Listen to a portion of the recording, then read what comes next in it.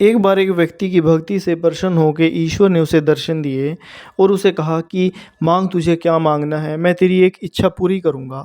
वो काफ़ी देर तक सोचता रहा पर उसके कुछ समझ नहीं आया।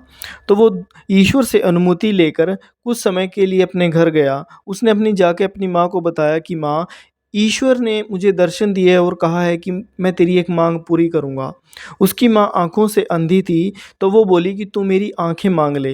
पर वो जैसे ही वहाँ से मुड़ा तो वहाँ उसकी पत्नी खड़ी थी। उसने कहा कि अपने घर औलाद नहीं है, तू ईश्वर से औलाद मांग ले। लेकिन वो ये सोचता हुआ जा रहा था कि मैं माँ की आंखें मांगूं या अपने लिए एक संतान मांगूं, और हम काफ़ी गरीब भी हैं, या फिर मैं अपने लिए धन दौलत मांगूं।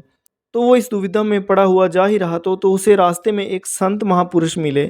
उस संत महापुरुष ने उससे कहा कि तू इतनी सोच में क्यों डूबा है, इतना परेशान क्यों दिख रहा है। तो उसने उस संत महात्मा को अपनी सारी दुविधा बता दी कि मुझे ईश्वर ने दर्शन दिए हैं, और मेरी माँ आंखों से अंधी है, और मेरे घर औलाद भी नहीं है, और हम काफ़ी गरीब भी हैं। तो मुझे समझ नहीं आ रहा कि मैं ईश्वर से क्या मांगूं। तो उस संत महापुरुष ने उससे कहा कि इसमें कौन सी बड़ी बात है, तू ईश्वर के पास जा और उनसे बोल कि मेरी माँ मेरे अपने पोते को सोने के झूले में झूलता हुआ देखना चाहती है। जब हमारे जीवन में संत महापुरुष आते हैं तो हमें बड़ी बड़ी मुश्किलों से कैसे निकाल देते हैं। तो यहाँ हमें पता लगता है कि गुरु हमारे जीवन में क्या महत्वता रखता है।